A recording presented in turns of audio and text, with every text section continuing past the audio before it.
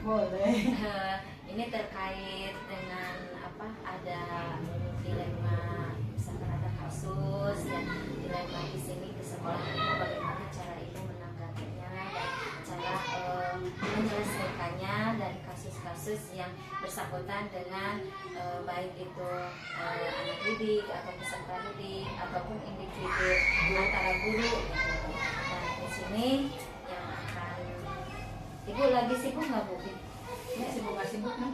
Bisa aja. Makasih ya Bu ya atas waktunya.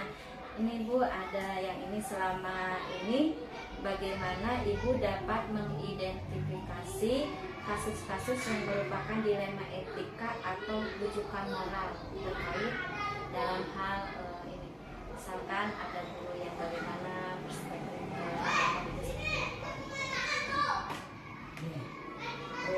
dalam hal ini mungkin ada di antaranya ada, tidak semua guru itu yang termasuk disiplin guru ya. Cara saya untuk mengidentifikasi masuk yang mana dari kasus tersebut adalah dengan memahami kasus dulu ya. Kemudian berkomunikasi dengan pihak yang terlibat. Setelah permasalahan dipahami, maka saya perlu melakukan beberapa hal untuk mengatasi hal ini ya. Bisa menetapkan apakah kasus tersebut merupakan dilema etika atau rujukan moral. itu berarti kasus individu Ya, individu. Jadi tidak setiap guru ya, ya. Ada satu individu ya, secara individu lagi. Ya kan ada secara individu juga. Nah, selama ini bagaimana Ibu menjalankan pengambilan keputusan yang tadi ya Bu ya di sekolah Ibu, terutama untuk kasus-kasus di mana ada dua kepentingan yang sama-sama benar atau yang sama-sama mengandung nilai kebajikan. Misalkan Ibu mau seperti ini harus bagaimana, jadi sama-sama beratnya lah, misalkan untuk nilai-nilai kebajikan antara ya sama Ibu enak ke orang itu juga enak ya. Mungkin itu yang kebijakan Iya. Kebijaksanaan kepala sekolah. Iya. Tapi kalau yang yang diutamakan mungkin emang keluarga, misalnya urusan keluarga, Nah, sama urusan kedinasan, karena dia punya tanggung jawab ya. lebih penting mana? Jadi perlu dibuat beberapa daftar ya, pertanyaan untuk identifikasi kasus seperti itu. Iya. Syaratnya sebuah kasus merupakan dilema etika jika masalah yang berbenturan tersebut tidak melanggar moral dan hukum yang berlaku, menimbulkan ketidaknyamanan sosial yang sebaliknya jika kasus tersebut salah satunya melanggar moral atau hukum yang berlaku, maka itu adalah kasus rujukan moral. Ya, jadi yang melanggar moral ini contohnya seperti kedisiplinan gitu ya Bu ya, disiplin pegawai atau kayak misalnya datang atau pulang itu tepat waktu ya.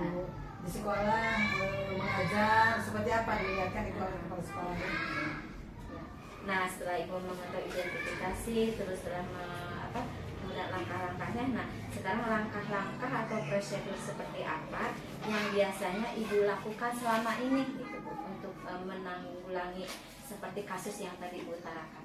Emang riskan ya Bu Neni, soalnya mungkin terpaut dengan umur sudah menjelang pensiun misalnya. Itu kan sensitif banget itu kalau guru yang sudah menghadapi masa pensiun.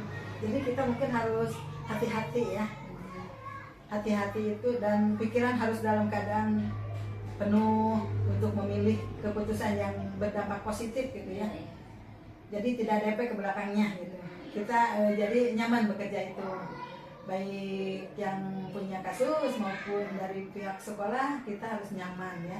Jadi kita mungkin dengan mempertimbangkan kepentingan para guru, jika kasus itu berhubungan dengan profesi para guru, tapi tidak semua guru ini seperti ini ya. Tentang kedisiplinan dan rasa tanggung jawab yang dimilikinya berdasarkan pada prinsip berpikir berbasis hasil akhir, dipikirkan berbasis peraturan dan berbasis rasa peduli. Mungkin rasa peduli harus ada kita tuh ya. Jadi tanggung jawab dia ke sekolah juga harus ada. Jadi memang dilematis ya Bu ya, antara kepentingan individunya dengan kepentingan kewajiban dia sebagai, apalagi di sini kan kebanyakan PNS ya. PNS ya Bu. Kewajiban dia sebagai guru.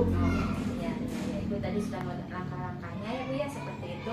Nah sekarang hal-hal apa saja yang selama ini Ibu anggap efektif gitu dalam mengambil keputusan pada kasus-kasus dilema etika, karena itu kan merupakan dilema etika ya Bu ya, tentang peraturan disiplin, terus kinerjanya juga. Nah ini hal apa saja yang selama ini Ibu dianggap efektif dalam pengambilan keputusan yang Ibu buat itu, Ibu utarakan.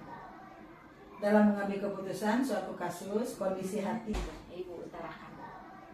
Dalam mengambil keputusan suatu kasus, kondisi hati kita harus pikiran harus tenang, harus dalam keadaan sadar ya.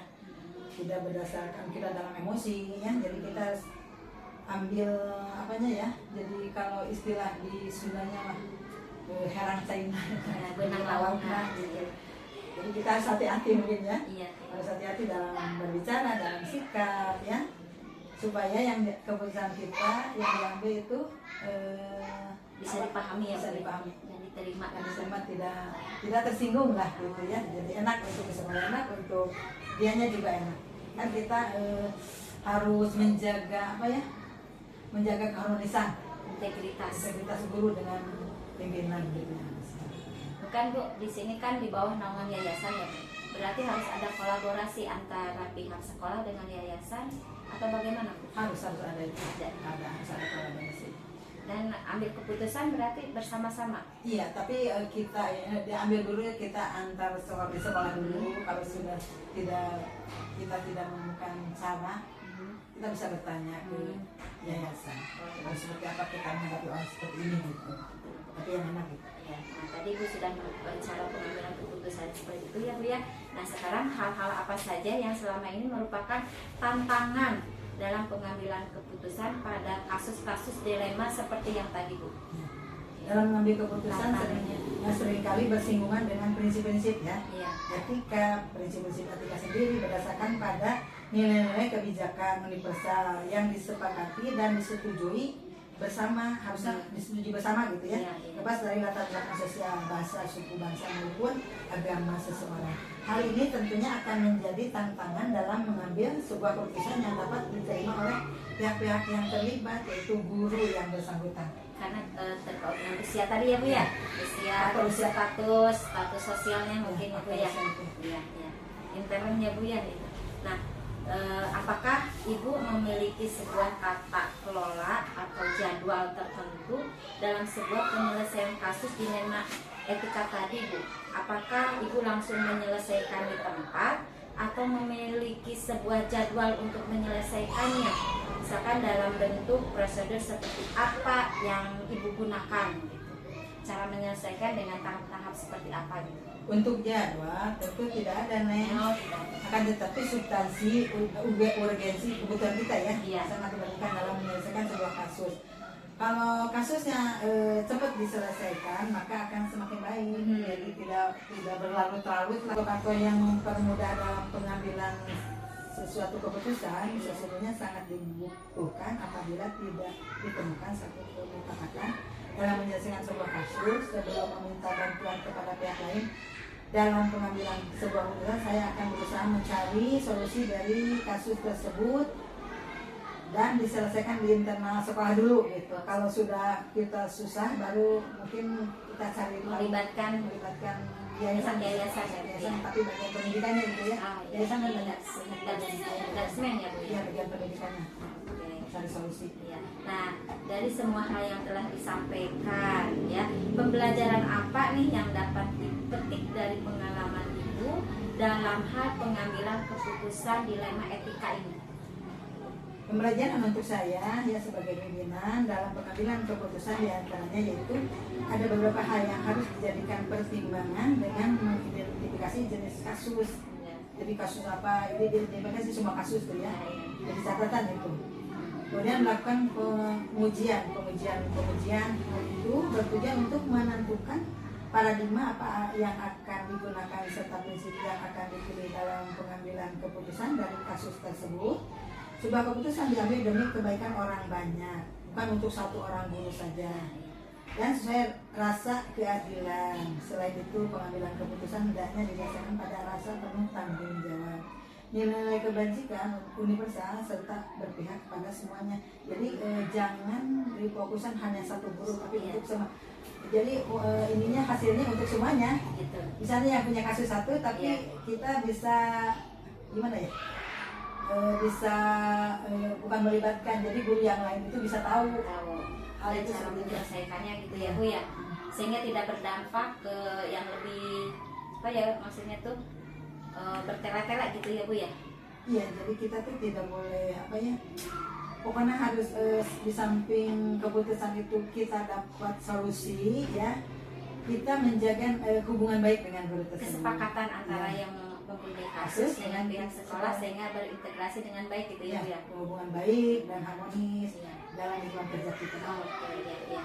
Nah, terima kasih Bu atas wawancaranya hari ini tentang apa pengambilan suatu keputusan yang Ibu sebagai seorang pimpinan, di mana pasti di sekolahan itu ada banyak kasus-kasus ya Bu ya. Banyak. Tetapi Ibu bisa menyelesaikan dengan baik dan bisa mengambil suatu keputusan yang bisa diambil bersama, kesepakatan bersama. Pelan-pelan aja ya. Iya. Tidak- Terima harus- kasih ya. banyak Bu atas waktunya. Wassalamualaikum warahmatullahi wabarakatuh.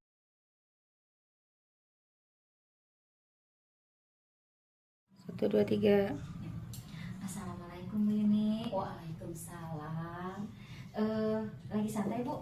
Ya, kebetulan saya lagi santai, Bu. Ya, alhamdulillah. Maaf ya Bu ya mengganggu waktunya sebentar. Tidak apa-apa. Terima kasih Bu. Ini Bu, saya tuh kan ada tugas ya untuk mencari informasi tentang studi kasus gitu ya. Ini kebetulan kan ini di sekolahan Ibu tuh yang baru ya, Betul. baru dan tetapi sudah bisa berkembang gitu ya. Dan nah di sini saya ingin menggali gitu ya, menggali sesuatu dari lembaga Ibu, baik mungkin dari mungkin Ibu ada permasalahan dari guru-gurunya, terus dari warga sekolahan ya, anak-anak didiknya begitu ya, tentang kasus-kasus tertentu yang bisa nantinya bisa oleh Ibu itu diambil suatu keputusan yang nantinya keputusan itu bisa diterima oleh semuanya ya. Nah ini mungkin ada beberapa pertanyaan nanti yang saya ajukan kepada Ibu. Baik. Oke, terima kasih Bu ya. Nah ini Bu yang pertanyaan yang pertama, selama ini bagaimana Ibu dapat mengidentifikasi kasus-kasus yang merupakan dilema etika atau bujukan moral gitu Bu di lembaga Ibu di sini? Ya, baik, Bu. Jadi cara saya untuk mengidentifikasi sebuah permasalahan itu apakah termasuk dilema etika ya Bu ya, atau bujukan moral, dengan cara saya memahami kasus tersebut dulu terlebih dahulu, kemudian saya berkomunikasi dengan pihak-pihak terkait yang mempunyai masalah tersebut ya, untuk menemui permasalahan sebenarnya seperti apa gitu, biar saya bisa memahami permasalahan tersebut gitu. Nah selanjutnya setelah itu saya harus melakukan beberapa hal, diantaranya saya harus mengidentifikasi, membuat bermacam-macam pertanyaan, apakah kasus tersebut termasuk dilema etika atau merupakan bujukan moral. Mungkin seperti itu, Bu. Oh begitu ya Bu ya. Jadi Ibu mengidentifikasi kasus-kasus terlebih dahulu ya, masuknya kemana gitu ya Bu ya. Betul, Oke. betul, Bu. Ya, terus yang pertanyaan yang kedua nih Bu Ya, ya. baik. Selama ini bagaimana Ibu menjalankan ya pengambilan keputusan di sekolah Ibu, terutama untuk kasus-kasus di mana ada dua kepentingan nih Bu ya, yang sama-sama benar atau yang sama-sama mengandung nilai kebajikan. Nah, untuk kasus tersebut memang sangat sangat dilema gitu ya Bu ya, karena kita ada dua kasus ya Bu ya gitu. Jadi ada dua kepentingan yang sama-sama benar. Jadi saya harus benar-benar mempertimbangkan kedua hal tersebut, apakah itu bertentangan dengan nilai-nilai ataukah bertentangan dengan pihak yang lain lain. Apakah kasus tersebut itu untuk kepentingan hanya per orang ataukah untuk orang yang banyak gitu. Jadi saya harus memikirkan terhadap dampak apa yang akan kita alami ketika kita dalam memutuskan suatu permasalahan tersebut ya Bu ya. Apalagi ada dua kasus yang saling berbenturan gitu ya Bu ya, antara nilai kebajikan tersebut gitu. Jadi saya harus berpikir untuk jangka panjangnya dan untuk jangka selanjutnya gitu ya. Ya Bu ya. Jadi Ibu harus memilah-milah juga ya. Tadi setelah mengidentifikasi, terus Ibu memilah-milah kasus ini kemana gitu ya, apa harus bagaimana ya. Oke. Nah terus Bu, selanjutnya pertanyaan selanjutnya itu langkah-langkah atau prosedur seperti apa nih ya yang biasa Ibu lakukan selama ini? Dalam langkah-langkah yang saya lakukan dalam mengambil suatu keputusan, yang paling utama adalah hati dan pikiran kita itu harus ada dalam kesadaran yang penuh ya, atau dengan bahasa mindfulness ya Bu ya. Jadi kita harus berpikiran yang sedang tenang gitu. Jadi kita tidak bisa mengambil keputusan ketika pikiran kita sedang tidak karuan ya Bu ya. Karena saya takut keputusan yang saya ambil itu tidak berdampak baik dan bukan malah menemukan solusi ya Bu ya, tapi akan menambah masalah baru. Jadi saya yang paling utama itu adalah hati dan pikiran saya itu harus benar-benar dalam keadaan yang tenang ya Bu ya. Terus saya juga harus memikirkan yang paling utama itu tentang kepentingan peserta didik ya Bu ya. Karena kita itu berada di lingkungan pendidikan ya Bu ya, utamanya murid. Jadi itu keputusan itu harus mementingkan kepentingan murid terlebih dahulu gitu ya Bu ya. Itu terus saya juga selain mempunyai pikiran yang tenang, tahap berikutnya yaitu juga saya melakukan investigasi atau melihat fakta-fakta yang relevan Bu gitu. Terus mengajukan beberapa pengujian gitu ya Bu. Jadi tidak hanya mengambil solusi saja gitu ya Bu, tapi saya harus mengumpulkan dulu fakta-fakta yang benar terhadap permasalahan tersebut. Oke, itu ya Bu ya, langkah-langkah yang diambil oleh Ibu selama ini untuk menyelesaikan kasus gitu. Dan pertanyaan selanjutnya nih Bu ya, masih ada beberapa pertanyaan nih Bu. Hal-hal apa saja nih yang selama ini Ibu anggap efektif gitu ya dalam pengambilan keputusan pada kasus-kasus dilema etika tersebut? Nah, dalam mengambil keputusan dalam kasus dilema ya seperti yang tadi saya sudah sebutkan, yang pertama yaitu pikiran dan hati harus keadaan kesadaran penuh ya Bu ya gitu, dengan berdasarkan beberapa pertimbangan di antaranya itu berpihak pada pihak yang terlibat ya Bu ya, berdasarkan nilai-nilai kebijakan universal, terus bertanggung jawab terhadap segala konsekuensi dari keputusan yang saya ambil seperti itu Bu. Berarti ini tidak menutup kemungkinan kasusnya tidak seputar anak didik saja ya Bu ya, bisa kan kasus itu terjadi bisa misalkan gurunya gitu ya, gurunya bagaimana cara ya Bu ya. Betul. Nah selanjutnya Bu, hal-hal apa saja nih yang selama ini merupakan tantangan dalam pengambilan keputusan pada kasus-kasus dilema etika khususnya gitu Pak? Dalam pengambilan keputusan seringkali bersinggungan dengan prinsip-prinsip etika ya Bu ya. Iya. Prinsip etika tentang berdasarkan nilai-nilai kebijakan universal ya Bu ya.